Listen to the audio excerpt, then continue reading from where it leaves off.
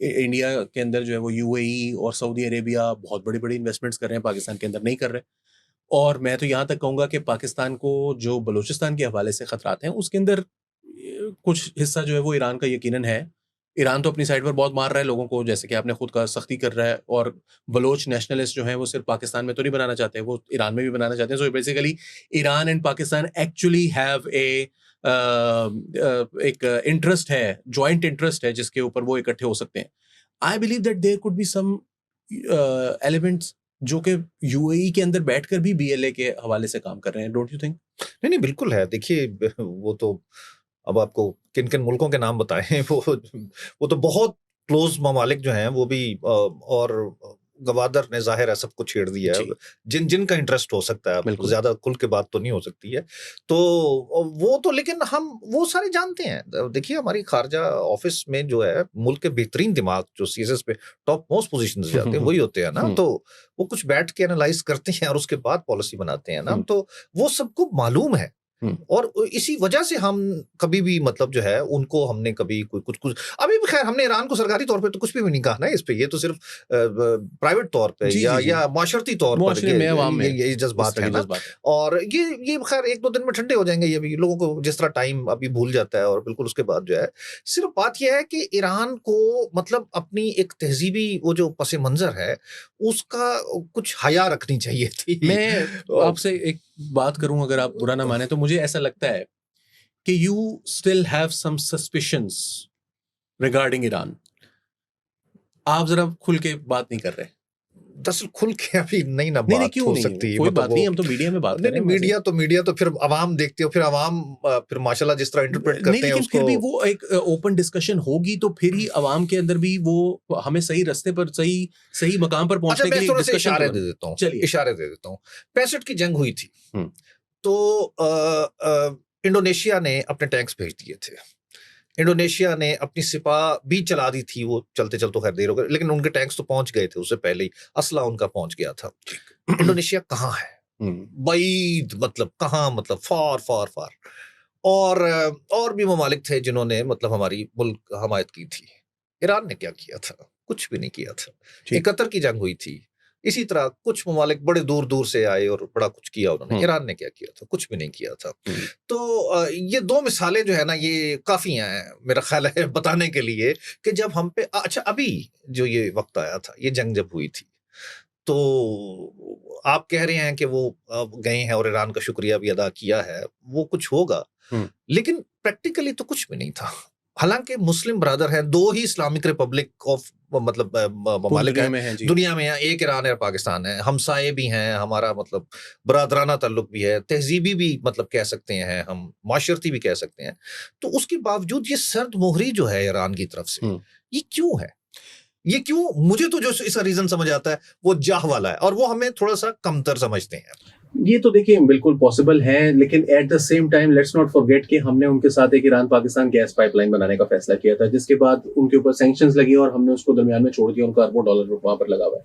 I think कि वो Pakistan peoples party के दौर में उसके ऊपर तनकीद हो सकती है कि यार, जब तुम्हें पता था कि उनके ऊपर सैंक्शंस लग जानी है तो फिर तुम्हें क्या जरूरत थी इस काम को शुरू करने की।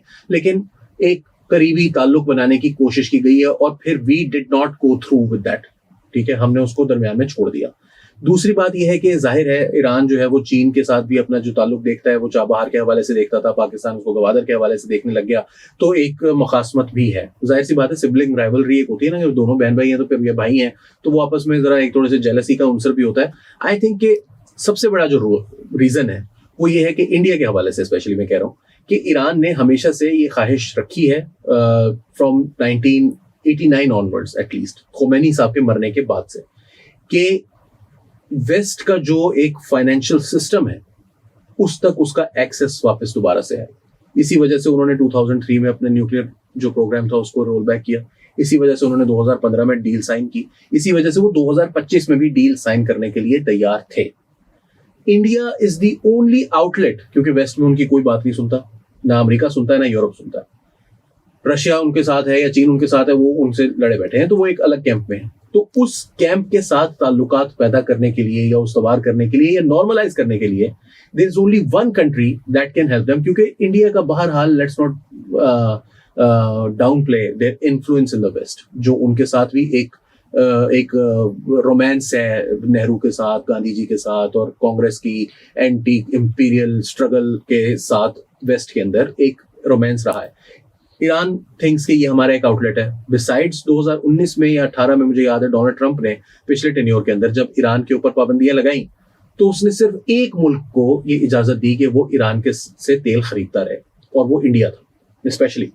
तो ईरान भी ये देखता है कि यार हमारे इकोनॉमिक इंटरेस्ट पाकिस्तान तो हमसे खरीद भी नहीं सकता, हमें और कोई भी नहीं खरीद रहा, इंडिया को भी हम बेचना छोड़ दें, तो उनको एक ताल्लुक रखना पड़ता है हमेशा से, शायद अभी भी रहेगा।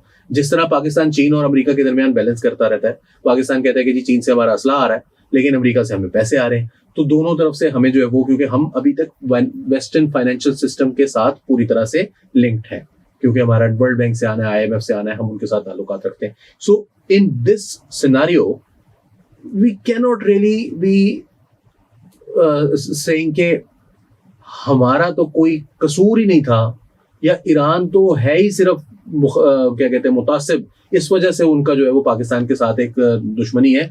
I think these are making this alliance with India also makes economic sense. अच्छा, नहीं इकोनॉमिक सेंस देखिए, वो पहली तेल वाली बात जो है, वो तेल इंडिया को अगर बेच रहा है तो वो सिर्फ इस वजह से बेच रहा है कि अमेरिका ने इजाजत दी है। अगर अमेरिका इजाजत नहीं देता तो तेल ना बेचता। अच्छा, फिर वो तेल बेच के भी उसने क्या पाया? इस वक्त उसकी $1.89 बिलियन की एक्सपोर्ट है इंडिया को, और इंडिया की जो है वो 2 बिलियन की उसको एक्सपोर्ट है, तो फायदा तो उसे कोई खास नहीं है उसे इंडिया से, मतलब। और जहां तक आपने बात की कि इंडिया एक ब्रीदर हो सकता है उसके लिए वेस्ट का, वो ट्रेड के लिए और बाकी सब चीजों के लिए, तो मैं थोड़े से इससे इख्तलाफ करूंगा कि ईरान और जर्मनी फॉर एग्जांपल जो है एक बहुत मिसाली ताल्लुकात रहे हैं उनके आपस में, और अगर आप जर्मनी में जाएं तो वहां आपको बहुत ज्यादा ईरानी मिलते हैं जो कि वहां पढ़ने के लिए आए थे और फिर वहीं सेटल हो गए। तो ईरान और जर्मनी के बड़े अच्छे ताल्लुकात रहे हैं। ईरान के मतलब फ्रांस के साथ भी एक जमाने में बहुत अच्छे ताल्लुकात थे। तो और वेस्ट जो है वो तो एक्चुअली उसकी अपनी तो कोई इतनी खास से है नहीं, वो तो अमेरिका ने जो कहना है वेस्ट ने जाहिर है उसको टो करना है, मतलब।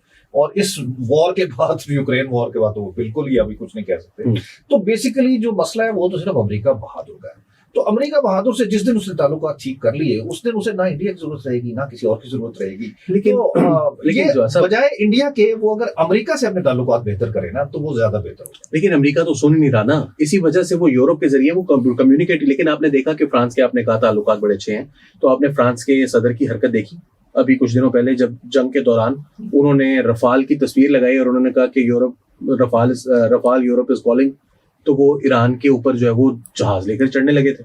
और वो उनके लिए तो रफाल तो बहुत एफिशिएंट और इफेक्टिव तैयार है, खास तौर पर जब दूसरी तरफ कोई एयरफोर्स ना हो। नहीं, रफाल का तो एक खास पसे मंजर था ना, रफाल गिरे थे, उसकी वो बहुत बुरे तरीके से मतलब जमीन पे थे, उसको उठाना था, तो मार्केटिंग करनी थी, इसलिए भी उन्होंने ये वो। लेकिन ये ईरान के ऊपर हमला करने की बात वो कर रहे हैं, मतलब उनके ताल्लुकात इकोनॉमिक इंटरेस्ट के आगे ईरान हो चाहे कुछ कोई मुल्क नहीं है। लेकिन थिंग इज कि वो पाकिस्तान की दफा तो उन्होंने ये नहीं किया था। पाकिस्तान की दफा तो उन्हें मौका ही नहीं मिला ना, एक रात में 5 गिर गए थे, तो उसके बाद वो क्या करते फिर वो बेचारे। नहीं, वो जैसे आपने कहा, आपने अभी खुद ही जिक्र किया कि अमेरिका जैसे कहता है वैसे यूरोप ने बाकी ने करना होता है। आई थिंक कि ईरान के दिमाग में भी ये बात है कि इंडिया में at least there is a level of autonomy compare to the Europeans, because it is not a part of any official defence pact with America. NATO तो पूरी तरह से नॉर्थ अटलांटिक ट्रीटी ऑर्गेनाइजेशन जो है वो उसको America के साथ बिल्कुल नथी किए हुए है, whereas India is different, because India जो है वो किसी न किसी तक एक खास आप कह ले कि एक पैरामीटर्स के अंदर रहते हुए अमेरिका से अपनी बात मनवाने की पोजीशन में होता है, बिकॉज उसके जो इंटरेस्ट है वहां पर वो बिल्कुल डिफरेंट किस्म के, और अमेरिका बात मनवा लेते हैं। सो देयरफॉर एक it makes economic sense. I personally believe, मैं अपना फाइनल फिर उसका आपसे फाइनल वर्ड लेते हैं और इसको कंक्लूड करते हैं। आई पर्सनली बिलीव कि जो ये मौका है, इस मौके पर we need to be extra cautious. We have always been cautious when it comes to Iran. ये बात सच है कि हमने कभी भी ईरान के हवाले से कोई बहुत ज्यादा ऐसी अल्फाज, पाकिस्तान ने बड़े बड़े बुरे अल्फाज, आपने कुलभूषण का जिक्र किया कि हमने उस वक्त भी कुछ ज्यादा उनके बारे में नहीं कहा। Now is the time when हमें एक स्पेशल एक्स्ट्रा कॉशन की जरूरत है, and at the same time अवामी सतह के ऊपर भी ईरान के साथ जो हमारे ताल्लुकात हैं वो एक बेहतर होने की पोजीशन में है। हमें इसको मजीद बेहतर करने की ज़रूरत है, बिकॉज जो रीजन है इसके अंदर एक इट मेक्स स्ट्रेटेजिक सेंस। आप तो इस चीज़ को बहुत अच्छी तरह जानते हैं कि ईरान के और पाकिस्तान, ईरान जो है वो पाकिस्तान और इसराइल के एरिया ऑफ इन्फ्लुएंस के दरमियान सॉर्ट ऑफ एक बफर का काम करता है. We don't want India on one side and Israel and its allies on the other side, क्योंकि एक साइड पर पहले ही हमारे पास अफगानिस्तान है जो कि बिल्कुल the most sanitised word I can use about them is unpredictable. तो ऐसी सूरत में आई फील कि अगर ईरान पूरी तरह से उस तरह से हमारे साथ जुड़ जाए जिस तरह आप समझिए कि कह लीजिए कि चीन के साथ हम हैं और चीन हमारे साथ है, तो it makes a lot of strategic sense. नहीं नहीं बिल्कुल, देखिए ईरान के साथ हमारे अच्छे ताल्लुकात हों, हमें फ़ायदा ही फ़ायदा है. हमें हर मतलब माशरती लेवल से लेकर मुआशी, सियासी, जुग्राफियाई, तस्वीराती हर सतह पे हमें उसका फ़ायदा है. और वो बात ऐसी भी नहीं है कि हमें को उसके नीचे लग के मतलब वो ताल्लुकात अच्छे करने हैं. वो एक बरादराना और बराबरी के सतह पे वो ताल्लुकात हैं. और मेरे ख्याल में ये पहले भी कुछ इस तरह ही था और अभी भी शायद इसी तरह ही है. और ये जो मौके जिनका आप जिक्र कर रहे हैं बिल्कुल अभी इन द ऑफिंग है. इंडिया वाली बात पे मैं आपसे थोड़ा सा इख्तलाफ की जसारत करूंगा, बिकॉज इंडिया जो है वो उसको अमेरिका कोई घास नहीं डालता माशी तौर पे भी. बिकॉज अभी आप देखिए कि उसने जब टैरिफ लगाया था, मोदी जहाज पकड़ के फौरन उधर मिलने गया था, लेकिन उसने कोई किसी किस्म की उसे लिफ्ट नहीं कराया. उसने कहा टैरिफ पे कोई बात नहीं होगी. अच्छा, फिर उसने चूंकि कमला हैरिस को उन्होंने इंडियंस ने वहाँ अमेरिकन इंडियंस जो हैं उन्होंने किया था और वो उसको जेहन में है ट्रम्प की ये बात, तो उसने जहाज भर भर के इंडियंस के जो है ना वो वापस भी किए हैं इलीगल इमिग्रेंट्स जो थे. तो इसलिए इंडिया की पोजीशन शायद अमेरिका के हाँ अभी इतनी अच्छी नहीं है कि वो ईरान की सिफारिश भी कर सके. लेकिन हमारे पास ज़रूर मौके हैं. आपकी बात बिल्कुल दुरुस्त है, 100% दुरुस्त है और हमें उन मौके से भरपूर फ़ायदा उठाना चाहिए. नहीं, मैं वो जो ईरान की ताल्लुकात ठीक करने की बात नहीं मैं बात कर रहा था. मैं कह रहा था कि इंडिया एक लेवल ऑफ ऑटोनॉमी मेंटेन करता है कि वो अमेरिकन सैंक्शंस के बावजूद ईरान से खुद तेल लेता रहे. तो वो तकरीबन कोई मतलब ज़ाहिर है जो भी है 1-1.5 अरब डॉलर उनको आता है, तो उनकी इकोनॉमी के लिए इट्स वेरी. नहीं, लेकिन उसको इजाज़त थी ना. जी जी, उन अमेरिका की sanctions तरफ में से इजाज़त थी ना, या तभी ले रहा था, तो वरना हिंदुस्तान कभी जरूरत नहीं करता. ऑब्वियसली हाँ आई हाँ टोटली एग्री, आई हाँ टोटली एग्री. तो बहुत शुक्रिया सर जी जी. ज्वाइन करने के लिए. हम ये चाहेंगे कि इस तरह की जो डिबेट है वो जारी रहे और it's not about Iran Pakistan, किसी एक पाकिस्तानी होते हुए ईरान की हिमायत हद से ज़्यादा ज़रूरत से ज़्यादा करें. मेरा ख्याल है कि ज़रूरत ही इतनी है जितनी मैं बात करने की कोशिश कर रहा हूँ. I want these two countries to be very close to each other. और ये एक डिबेट है जो कि मेरा ख्याल है कि अभी अगले कुछ माह कुछ साल जो है वो कंटिन्यू रहेगी पहले के मुकाबले में बहुत ज़्यादा. और आप भी इसमें हिस्सा लीजिए. फिलहाल के लिए नया दौर के प्लेटफॉर्म से अली वारसी को इजाज़त दीजिए. आदाब.